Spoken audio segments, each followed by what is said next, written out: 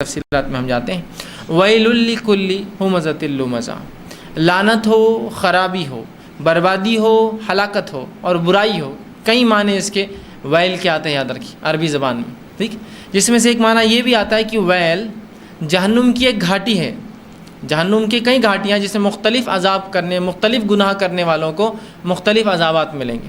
تو ویل جہنم کا وہ درہ اور وہ گھاٹی یا وہ حصہ ہے جو بہت سخت آگ والا ہے، یاد رکھیے۔ اور اس کے تعلق سے نبی اکرم صلی اللہ علیہ وسلم کی ایک روایت ایک حدیث آتی ہے اور آپ نے فرمایا کہ ویل جو نامی جہنم کا حصہ اور گھاٹی ہے، اس سے جہنم کی دوسری آگ اللہ رب العزت سے 80 سے زائد مرتبہ روز پناہ مانگتی ہے کہ وہ آگ میرے قریب نہ آئے۔ کون پناہ مانگتا ہے ویل سے؟ خود جہنم کی دوسری آگ۔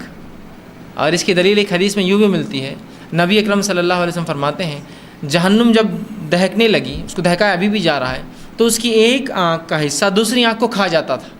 آپ سمجھ رہے ہیں؟ ہر فائر کے ٹائپس ہوتے ہیں، آنکھ کی اقسام ہوتے ہیں، آپ سب جانتے ہیں نا۔ آپ چولہا جلاتے ہیں تو ایک گیس کا، آپ جو چولہا LPG جلتا ہے تو ایک اودے کلر کی بتی جو سب سے نیچے ہوتی ہے، یہ سب سے ہلکی قسم کی آگ ہوتی ہے، یاد رکھیے، سب سے ہلکی قسم کی آگ۔ اور یہ اتنی ہلکی ہوتی ہے کبھی کبھی کپڑے کو بھی نہیں جلا سکتی ہے۔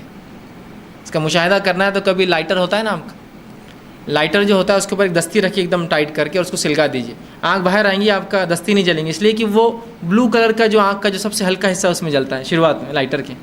اس کے بعد ایک آنکھ ہوتی ہے جو پیلے کلر کی ہوتی ہے، اس کے اوپر دیکھیے، غور سے دیکھیے، کبھی پہلے اودا ہوتا ہے پھر پیلا ہوتا ہے، اور اس کے اوپر جب وہ بڑھیں گی اگر چھوڑ دیں آپ تو وہ نارنگی رنگ پکڑنا شروع کر دیتا ہے۔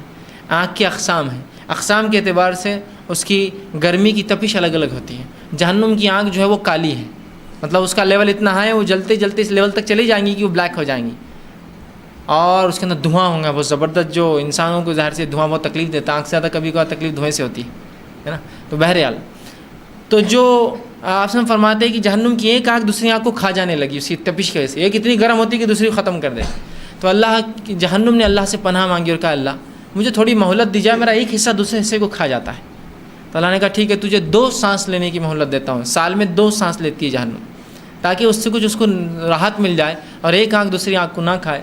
تو آپ سے فرماتے ہیں اس کو 2 سانسوں کی مہلت دی گئی، ایک سانس جو وہ اندر لیتی ہے، جب وہ سانس اندر لیتی ہے تو دنیا میں سردی پڑ جاتی ہے، اور دوسرا وہ سانس جب چھوڑتی ہے باہر نکالتی ہے، 2 موقع، جب وہ سانس چھوڑتی ہے دنیا میں گرمی کی تپش بڑھ جاتی ہے، ٹیمپریچر پورے دنیا کا ریز ہو جاتا ہے۔ تو 2 مہلت ہے اس سانس۔ تو ہوتا ویل جہنم کی وہ آگ ہے جسے خود دوسری آگ اللہ سے روز پناہ مانگتی ہے کہ یہ آگ میرے پاس نہیں آنا، اتنی سخت آگ ہے۔ تو کہا ویل ہے ان لوگوں کے لیے، خرابی بھی ایک اس کا معنی ہے، بربادی بھی اس کا معنی ہے، ہلاکت اور برائی بھی اس کا ایک معنی ہے۔